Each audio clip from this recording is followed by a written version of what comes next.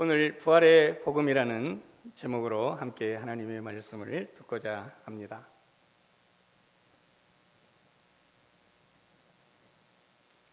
소리가 안 나네요. 네, 소리가 있습니다. 됐습니다. 네.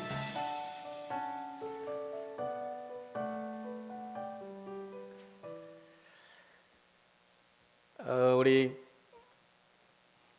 정상록 목사님은 40대여서 샤프하셔서 빛나는 인사를 하셨는데 저는 육자를 달아서 좀 연식이 있습니다.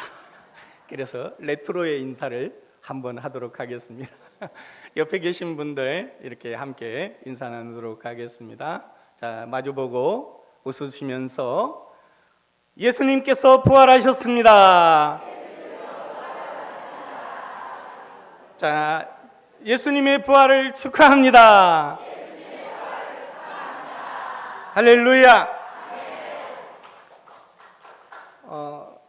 기독교 신앙에서 아무리 강조해도 부족한 것이 있다고 한다면 그것은 부활의 복음입니다. 부활의 복음은 기독교의 심장이기 때문에 그렇습니다. 그래서 어떤 분은 이렇게 말을 했습니다. 만일 누구든지 기독교를 무너뜨리기를 원한다면 예수님의 무덤을 찾아내면 된다. 그러면 기독교의 심장이 멈추게 될 것이다. 부활이 거짓이라면 기독교는 더 이상 이 지구상에서 버티지 못하고 소멸하게 될 것이다. 그렇습니다, 여러분. 부활이 없는 기독교는 세상의 하등 종교와 다를 바가 없습니다. 기독교는 부활의 종교입니다. 이 세상의 다른 종교들은 든 무덤의 종교이지만 기독교는 빈 무덤의 종교입니다. 빈 무덤은 부활했다는 흔적인 것이죠. 잠깐 예수님의 시신을 보관했던 아리마대 요셉의 그 새 무덤 속에도 예수님은 계시지 않았습니다. 그곳에서 예수님의 죽으심의 흔적만 발견될 뿐이었습니다. 요한복음 20장 7절을 보면 예수님의 시신을 쌌던 세마포는 한쪽 편에 개켜져 있었다고 말씀을 하고 있습니다. 개켜져 있었다는 것은 바로 예수님의 부활의 흔적을 말씀하는 것입니다. 예수님은 성경대로 죽으셨다가 말씀대로 부활하셨습니다. 지금도 이탈리아 토리노 대성당에 가면 예수님의 세마포가 놓여 있습니다. 저기 저 액자에 들어있는 게 예수님의 세마포인데요. 프랑스의 한 잡지사에서 세계적으로 명망이 있는 저명 인사들 1000명을 대상으로 설문조사를 했습니다. 만약에 지금 지구가 멸망하게 되었다고 한다면 인류가 1위로 가지고 나가야 할 것은 무엇인가? 그 질문에 1위는 이 바로 토리노 성당에 있는 예수님의 수의였습니다. 2위는 다비드상. 여러분, 이 다비드상이 얼마나 훌륭한 작품인지 그 한번 보면은 황홀경에 빠진다고 합니다. 그런데 그런 그 엄청난 그 가치 있는 그런 다비드상을 제치고 이 작은 폭이 1.2m, 길이가 4.36에 불과한 이 세마포 모시배가 왜 그렇게 귀한 것으로 1위를 했을까요? 그것은 바로 유일하게 현재 남아있는 예수님의 부활의 흔적, 그것이기 때문에 그렇습니다. 몇 년 전에 그 토리노 대성당이 불이 났었죠. 전소가 되었습니다. 그때 소방대원들이 다른 많은 귀중한 미술품들이 있었는데 그 모든 것을 다 제껴놓고 오직 이 수의 하나를 지키기 위해서 목숨을 걸었던 그런 일이 있었습니다. 무엇이 그토록 목숨을 걸게 했습니까? 그만큼 값진 부활의 흔적이기 때문에 그렇습니다. 우리 그리스도인이라면 마땅히 예수님을 믿는다면 이 부활에 대한 확실한 믿음을 우리는 가져야 합니다. 요한복음 11장 25절로 26절 우리가 잘 알고 있는 말씀이죠. 함께 읽어볼까요? 나는 부활이요 생명이니 나를 믿는 자는 죽어도 살겠고 무릇 살아서 나를 믿는 자는 영원히 죽지 아니하리라. 이것을 내가 믿느냐? 할렐루야. 믿습니까? 분명히 믿어야 합니다. 오늘 이 부활의 복음을 믿는 사람은 너무나 복된 사람입니다. 왜 그렇습니까? 이 부활의 복음에 큰 복이 들어있기 때문에 그렇습니다. 오늘 이 말씀을 듣는 저와 여러분 우리 모두가 이 부활의 복음, 이 부활의 복음을 통한 복을 받게 되시기를 먼저 주님의 이름으로 축복합니다. 그렇다면 부활의 복음이 우리에게 주는 선물, 그 복은 무엇입니까? 첫째로 평강입니다. 한번 따라해 보겠습니다. 평강의 복. 오늘 본문 말씀 19절 말씀을 보면 이날 곧 안식 후 첫날 저녁 때에 제자들이 유대인들을 두려워하여 모인 곳에 문들을 닫았더니 예수께서 오사 가운데 서서 이르시되 너희에게 평강이 있을지어다. 이렇게 말씀합니다.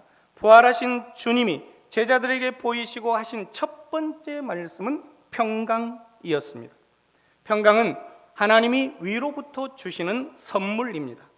인간은 근본적으로 하나님을 떠남으로 인해서 이 평강이 사라져 버렸습니다. 마치 젖먹이 어린아이가 엄마의 품을 떠나면 두려워하고 불안한 것처럼 그렇게 하나님을 떠난 인간은 그렇게 두려워할 수밖에 없었던 것입니다. 오늘 우리 그리스도인들에게 가장 필요한 것은 바로 내적인 평강입니다.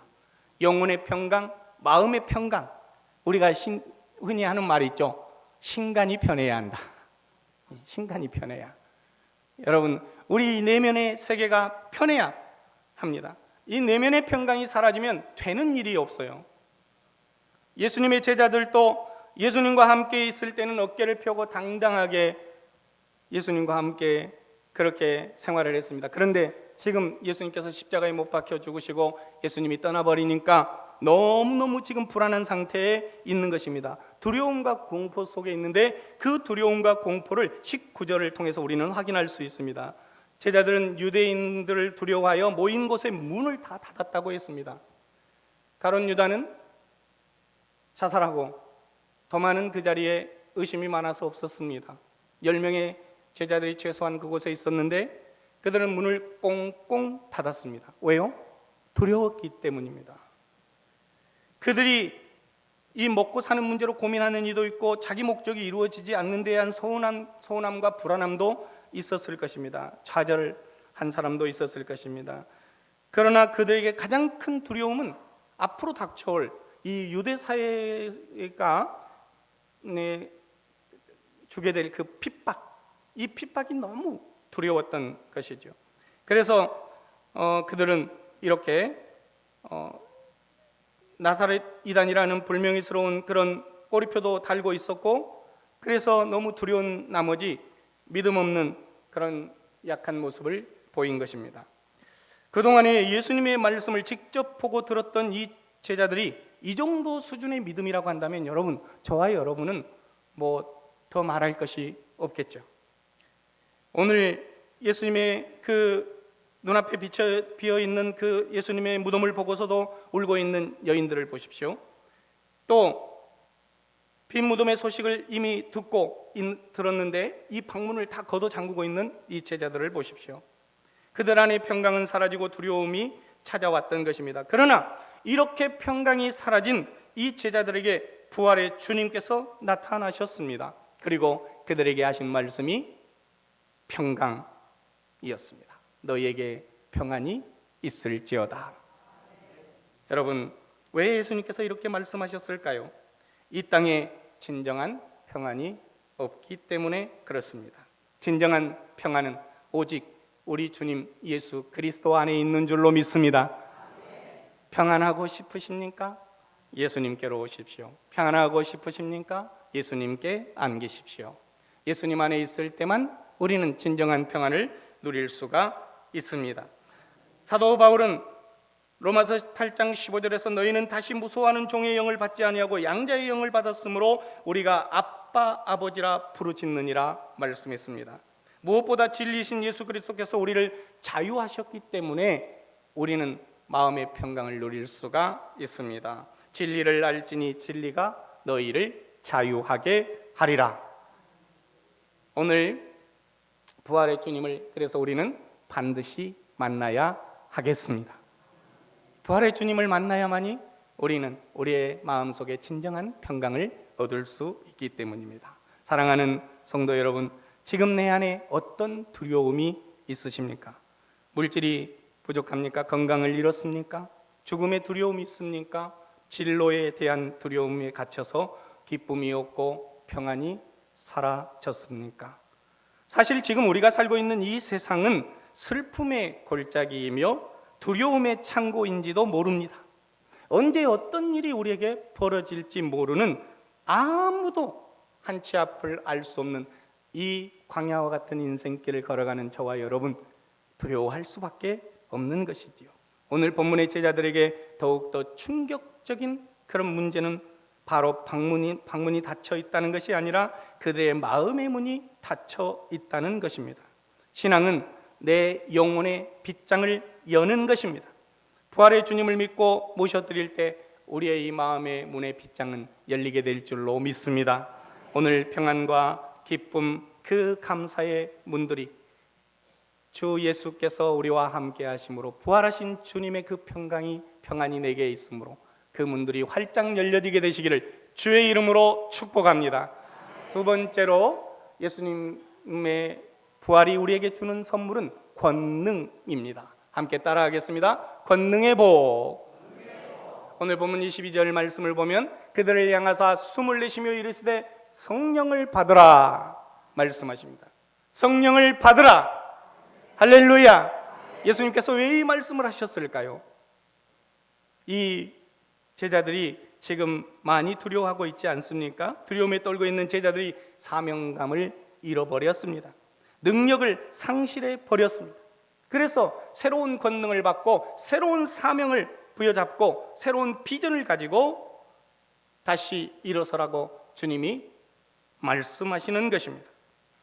제자들은 3년 전에 예수님을 만나기 전에 활동했던 그 삶의 자리로 돌아가기로 지금 마음을 먹었습니다. 이미 베드로는 몇몇 그런 제자들과 함께 고기를 잡으러 다시 그 생활의 터전으로 돌아가 버렸습니다.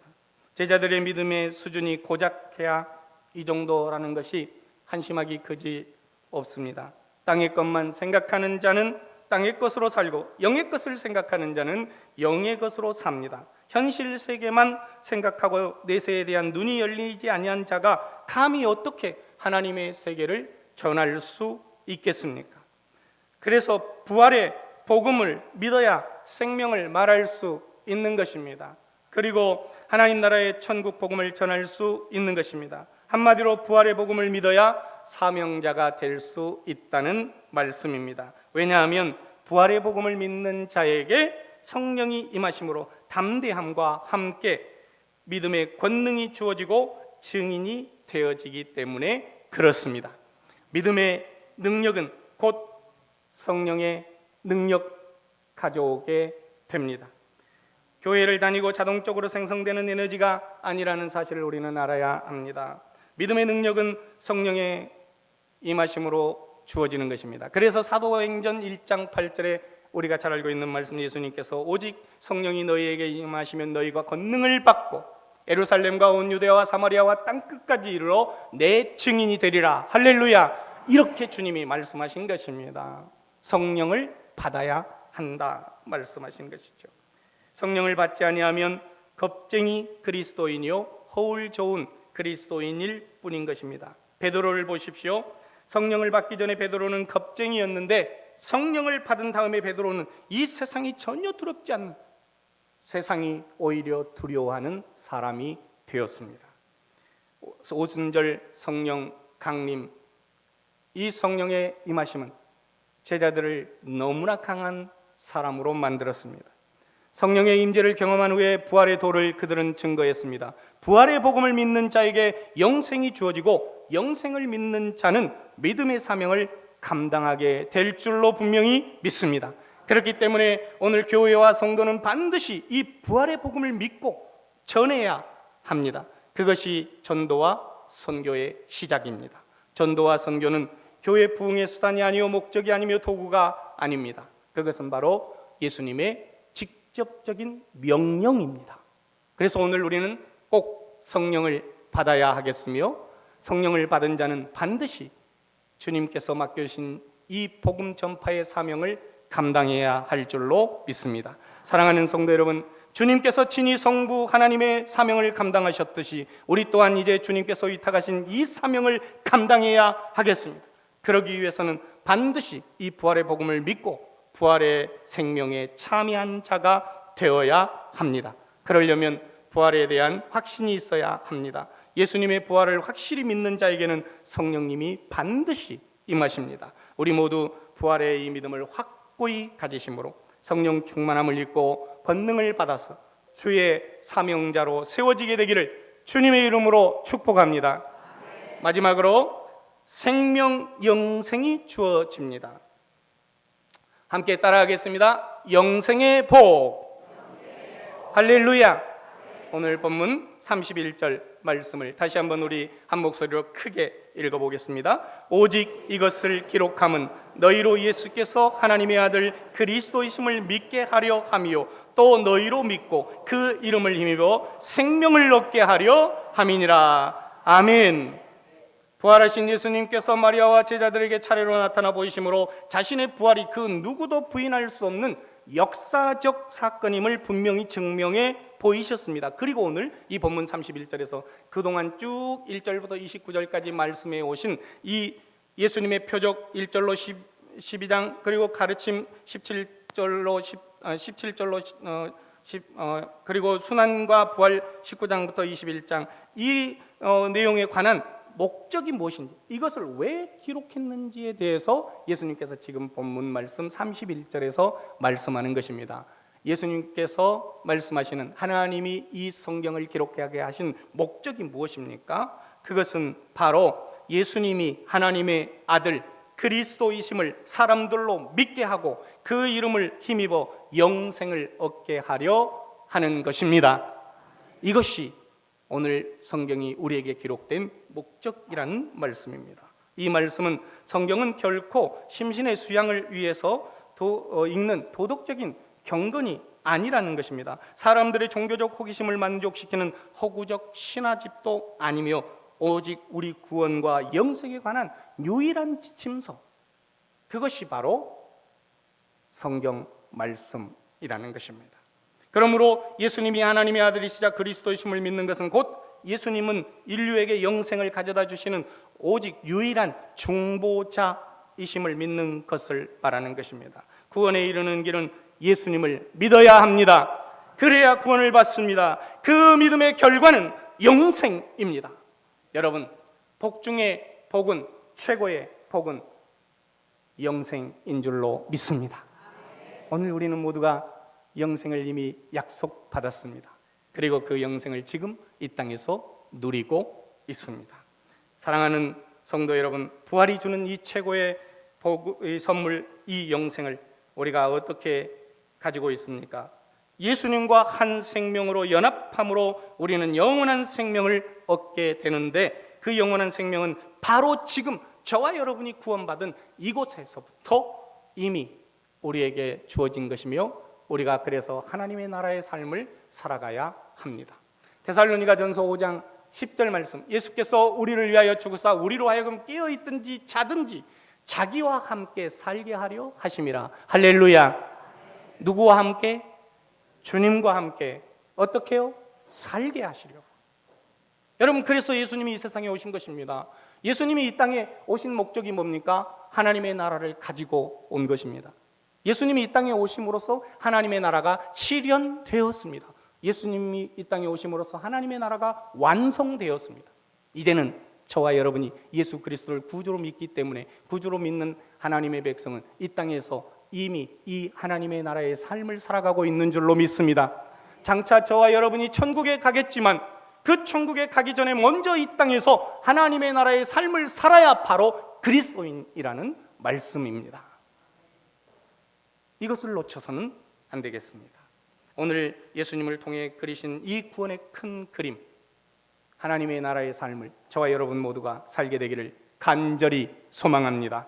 그런데 오늘 여러분, 나는 어떤 삶을 살아가고 있습니까? 너무나 안타깝게도 많은 이들이 예수님을 구주로 믿는 이 신앙 고백을 하는 성도들조차도 하나님의 이 큰 그림, 예수님이 이루신 이 땅의 이 목적을 알지 못하기 때문에 너무나 두려워하면서 절망하면서 믿음의 사람이면서도 삶을 포기한 채 살아가는 이들이 너무 많습니다. 특별히 이 땅의 수많은 교회들 가운데 개척교회와 농어촌의 작은 교회들이 절망하며 낙심하고 두려움을 떨쳐버리지 못한 채 힘겨운 싸움을 이어가고 있는 것이 오늘 우리 한국 교회의 작은 교회들의 현실입니다. 저희 부평교회도 천관산 자락, 여러분 골투제 아십니까? 이 골투제를 넘어가는 그 산자락 아래 자그마한 교회입니다. 그런데 아까 우리 김용광 목사님 기도하시는데 이 관산교회가 장자교회라고 했는데 아니요! 부평교회가 장자교회입니다. 부평교회가 큰 집이요? 아시지라? 잘 알고 있구만. 이 관산교회 교인들은 잘 알고 있잖아요. 우리 교회에서 이 작은 집이거든. 우리 집이 큰 집이거든. 부평교회 큰 집, 관산교회 작은 집. 네, 여러분, 저희 교회 마당에 100년이 넘은 벚꽃나무 하나가 서 있습니다. 이 할머니가 다 됐어요. 100년이 넘었어요. 한 그루 외롭게 서 있습니다. 근데 며칠 전에 이 너무나 오랜 세월 풍파를 견디느라 껍질은 갈라지고 가지는 휘어졌는데 거기에 어찌나 예쁜 꽃이 피었는지 제가 그 꽃을 가만히 들여다보고 있다가 깜짝 놀랐습니다. 제가 이 고목나무에서 예수님의 부활을 봤습니다. 여러분 보십시오.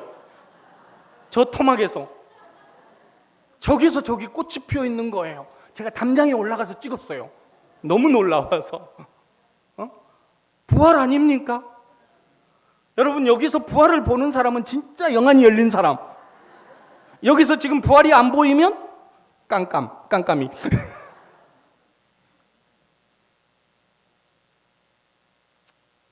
정말 이 고목나무 한편에서 겉보기에는 수분이 다 빠져나가고 생명력이 다한 고목인 것 같은데 그 메마른 이 나무에서 기어이 꽃을 피워내는 저 가녀린 정말 이 꽃이야말로 진짜 눈부시게 아름다운 꽃이잖아요. 여러분의 생이 눈부시게 아름다운 생이 되기를 주의 이름으로 축복합니다. 그러려면 이렇게 꽃 피워야 돼요. 이런 꽃을 피워야 돼요. 얼마나 화사하고 얼마나 예쁩니까? 저 돌틈에 여러분 자란 저 생명력 보십시오. 작년에 저희 교회 종탑에 난 누가 새가 거기다가 똥을 쌌는지 뭐가 저렇게 심었을까요? 저기다가 저거 시멘트예요. 시멘트. 저기는 돌입니다. 돌이고 그 사이는 시멘트로 다 발랐어요. 근데 거기를 뚫고 나왔어요. 기적 중에 기적. 우리 교회는, 우리 부평교회는 날마다 기적이 일어나는 교회. 기적이 상식이 되는 교회. 할렐루야. 우리 부평 관산 지역 5개 교회가 다 따라합시다. 날마다 기적인 교회. 기적이 상식인 교회. 할렐루야. 그런 교회 되기를 주의 이름으로 축복합니다. 사랑하는 성도 여러분, 이제 우리 세상 사람들은 우리 농어촌 교회를 작은 교회라고 보며 이 고목나무 같다고 희망을 잃었다고 말할지도 모릅니다. 그러나 여러분, however, 절대로 여러분 피로 값주고 사신 십자가의 그 보혈이 흐르는 교회는, 우리 안에 그 예수님의 보혈이 흐르고 있는 한 저와 여러분이 절대로 죽지 않을 줄로 믿습니다. 우리 교회 위에 다시 한번 이 생수를 공급하셔서 이 꽃과 같은 생명의 꽃을 우리에게 피우실 줄로 분명히 믿습니다.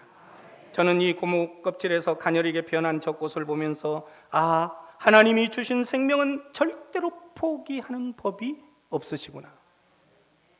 하나님이 주신 생명은 하나님께서 절대로 포기하지 않으십니다.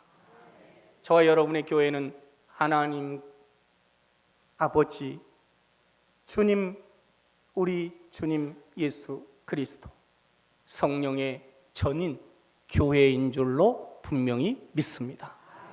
그래서 우리 교회는 사라질 수 없으며 죽을 수 없으며, 우리 교회는 낭망하고 절망하고 낙심하여 드러누울 수 없는 교회인 줄로 분명히 믿습니다. 빛과 같이 빛나는 교회, 눈부시도록 찬란한 교회, 바로 주님께서 우리를 그렇게 이 땅의 삶이 눈이 부시도록, 저도 이 설교를 준비했는데 우리 목사님은 그렇게 어찌 알고 저하고 이렇게 짜가지고 낮에 그렇게 인사하고 오늘 오후에도 이렇게 눈이 부시도록, 할렐루야, 그렇게 오늘 아름답고 행복하도록 이미 주님께서 우리를 그렇게 만드셨습니다. 그러려고 주님이 십자가에서 죽으셨습니다. 그러려고 오늘 우리의 삶이 눈부시게 하시려고 주님께서 부활하신 것입니다. 이 저와 여러분은 그래서 충분한 자격이 있습니다. 우리의 삶이 눈부시게 살아가도록, 눈이 부시게 살도록. 탤런트 우리 저 권사님 이름이 김혜자 권사님, 제55회 백상 예술대상에서 대상을 타셨을 때 그 소감이 너무나 은혜스럽습니다. 잠깐 영상을 보겠습니다. 제55회 백상 예술대상 TV 부분 대상, 눈이 부시게 김혜자님 축하드립니다. 축하드립니다. 김혜자님은 JTBC 눈이 부시게에서 한순간에 늙어버린 25 청춘 혜자 역을 맡아 지나가는 순간의 소중함을 일깨워주며 세대를 뛰어넘는 깊은 감동과 울림을 선사했습니다. 수상을 다시 한번 진심으로 축하드립니다.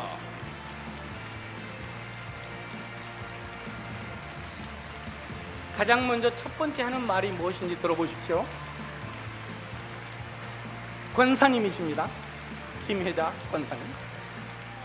되신 여호와 하나님, 당신을 사랑합니다.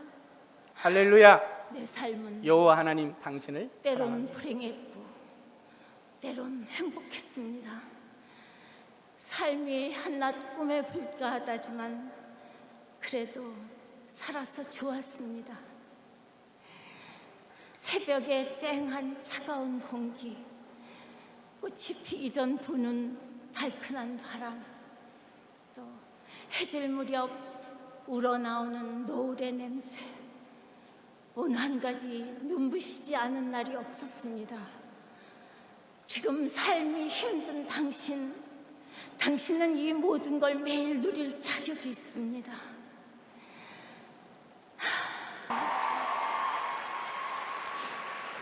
지금 삶이 힘든 당신, 이 세상에 태어난 이상 당신은 이 모든 걸 매일 누릴 자격이 있습니다.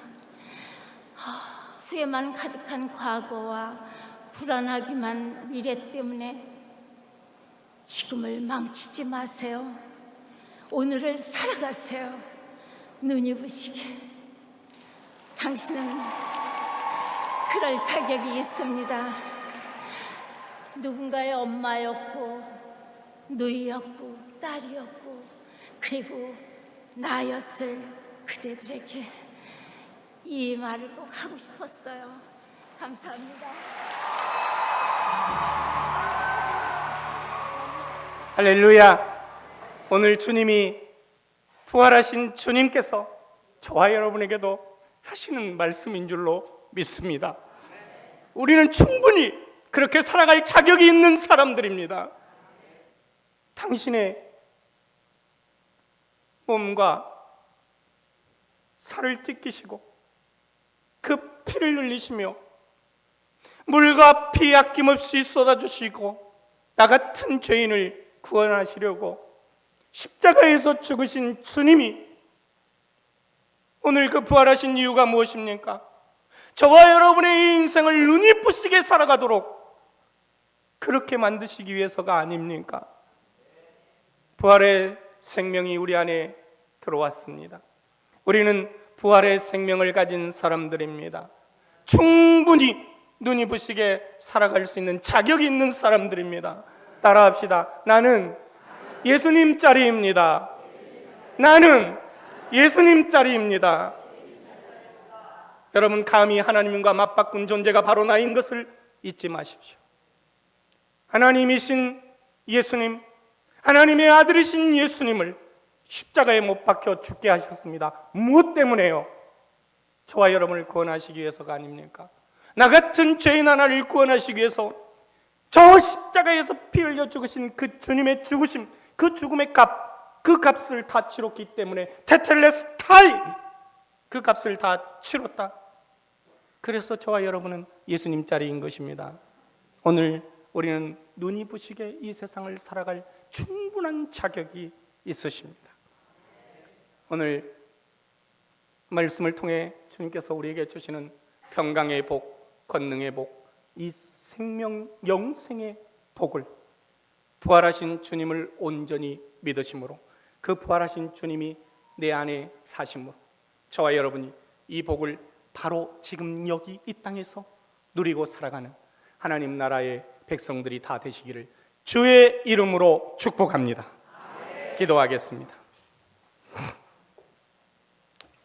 사망의 짙은 어둠을 가르고 찬란한 부활의 아침을 열어주신 하나님 아버지, 기나긴 겨울의 차가운 침묵을 깨고 수분이 다 빠져나간 메마른 가지 끝에서도 기어이 눈이 부시도록 아름다운 생명의 꽃망울을 터뜨리는 저 벚꽃처럼 굳게 닫힌 죽음의 돌문을 박차고 일어나 오늘 우리에게 영원한 생명의 봄을 내어주신 부활의 주님을 온 마음으로 기뻐하며 송축합니다.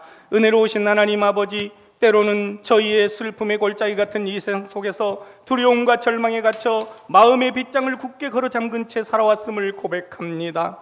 두려움에 떨며 문을 닫고 숨어있던 제자들 가운데 친히 찾아오셨던 부활의 주님, 이 시간 메마르고 상한 저희의 심령 한가운데로 찾아와 주시옵소서. 이 세상이 줄 수 없는 하늘의 참된 평강을 봄비처럼 우리 안에도 촉촉히 내려 주시옵소서. 놀라운 일을 행하시는 하나님 아버지, 관산교회, 우산교회, 신동교회, 삼산교회, 부평교회를 위하여 간절히 기도합니다. 스스로 초라하다고 느끼며 절망과 낙심 속에 힘겨운 싸움을 하는 오늘 우리에게 주님의 그 놀라운 부활의 생명, 부활의 능력이 임하게 하여 주시옵소서. 주님께서 친히 생수를 공급하셔서 이 제단들 위에 찬란한 부활의 꽃을 다시 피워 주시옵소서. 부활의 새 생명을 우리에게 주시는 주님, 간절히 원하옵고 기도하오니 예수님의 부활로 얻은 이 영원한 생명을 이제 저 먼 훗나라가 아닌 바로 오늘 지금 여기 이 땅에서부터